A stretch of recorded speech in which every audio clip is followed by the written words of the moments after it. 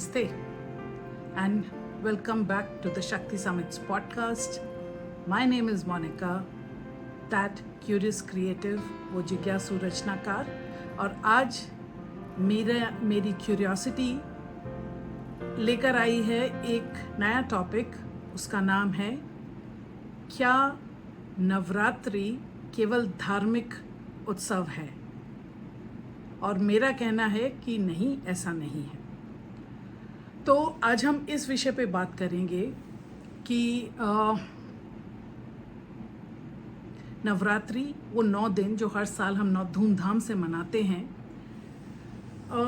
वो केवल धार्मिक त्यौहार नहीं होने चाहिए. इसे मनाना हमारे अंदर की शक्ति को जगाने का तरीका है, और शक्ति जो है वो कभी किसी धर्म से बंधी हुई नहीं है. संस्कृति में माँ दुर्गा की पूजा और आराधना से जोड़ा जाता है, लेकिन अगर त्योहार को थोड़ा गहराई से समझें तो हम पाएंगे कि नवरात्रि सिर्फ पूजा पाठ तक सीमित नहीं है. ये एक यात्रा है जो हमें हमारे अंदर झांकने की और अपनी शक्ति को पहचानने की एक अपॉर्चुनिटी, उसका एक मौका देती है. शक्ति होती है हर किसी के भीतर. तो अगर शक्ति सबके अंदर है तो ये जो शक्ति का पर्व है, ये जो दुर्गा का पर्व है, वो भी सबका ही होना चाहिए.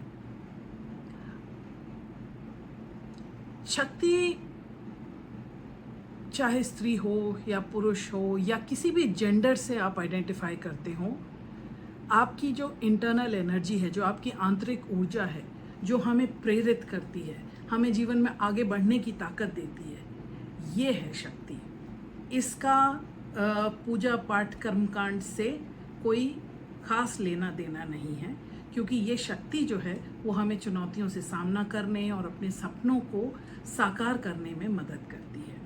नवरात्रि का मतलब है इस शक्ति को मनाना, और जो ये शक्ति किसी धर्म, किसी जाति या किसी भी सीमा से बंधी हुई नहीं है.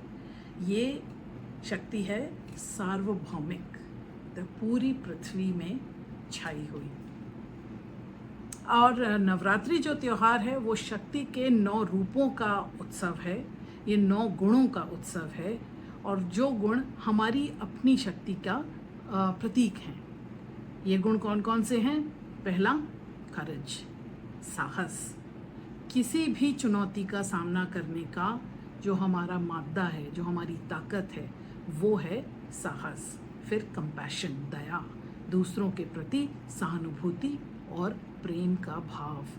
फिर तीसरी शक्ति है समर्पण की. जो भी काम करो डिवोशन से, पूरे दिल से करो.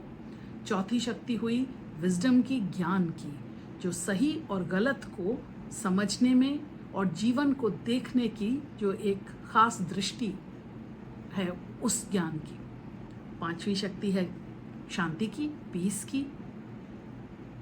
छठी शक्ति है धैर्य की, पेशेंस की, समय के साथ चलना और शांत रहना.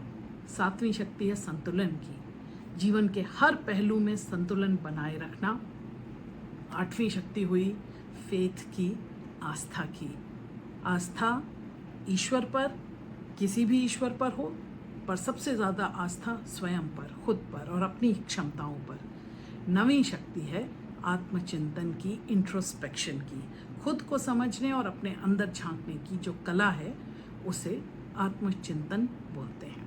तो नवरात्रि का जो सेलिब्रेशन है वो हमें अपने इन गुणों को पहचानने और उन्हें अपने जीवन में शामिल करने का अवसर देता है, जो किसी भी धर्म से, किसी जाति से, किसी संप्रदाय से पर निर्भर नहीं है. और नवरात्रि का जो उत्सव जो है, जो बाहर सब कुछ चल रहा है, वो हमारे 9 महत्वपूर्ण अनुभवों का भी प्रतीक है. और ये अनुभव हैं जो हमें जीने का नया नज़रिया देते हैं और हमारे अंदर सकारात्मक, पॉजिटिव एनर्जी का संचार करते हैं. तो इन पर हम एक नज़र डालते हैं. खुशबू, फ्रेग्रेंस, स्मेल्स, अगरबत्ती, फूलों की महक हमारे मन को शांति और ताजगी देती है. विजुअल्स, दृश्य, रंगीन सजावट, सुंदर परिधान, देवी की मूर्तियों के दर्शन सभी हमारी आंखों को सुखद अनुभूति देती है। दान, लोगों को दान करना, उससे हमें सच्ची शांति मिलती है।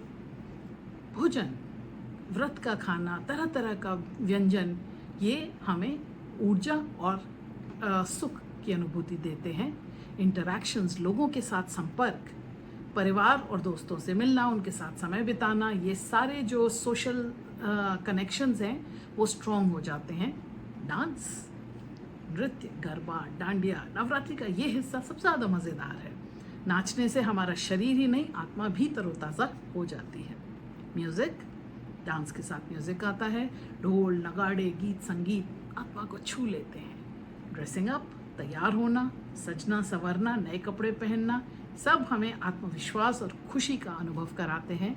और आखिर में शांति से पूजा करना, प्रार्थना करना, केवल देवी देवताओं की नहीं बल्कि अपनी आप की भी एक पूजा हम एक तरह से करते हैं, जहाँ हम अपने आप को सम्मान देते हैं और अपनी आत्मा की पूजा करते हैं। तो ये नौ नए तरीके हैं जिससे आप नवरात्रि को एक अलग एंगल से देख सकते हैं। अगर हम नवरात्रि को ध्यान से देखें तो ये केवल देवी की पूजा नहीं है, असल में हमारे अंदर की जो दिव्य ताकत है, दिव्यता है, उसको जगाने का एक मौका है। आप चाहे किसी धार्मिक मान्यता से जुड़ें या ना जुड़ें, नवरात्रि का असली मतलब अपने अंदर की शक्ति को पहचानना और उसे सही दिशा में इस्तेमाल करना ही होता है। हम सबके अंदर एक दैवीय ताकत है, वो ताकत जो हमें साहस देती है, जो हमारा मार्गदर्शन करती है और जो हमें हर कठिनाई से उबरने की ताकत देती है। नवरात्रि का त्यौहार हमें ये याद दिलाता है कि हम इस देवी की पूजा मंदिर में नहीं, अपने दिल के अंदर भी कर सकते हैं। तो जब हम नवरात्रि मनाते हैं तो चाहे हमारा धर्म कोई भी हो, हम इसको अपने अंदर की शक्ति की वर्शिप या अपने अंदर की शक्ति की पूजा करने को लेकर चल सकते हैं।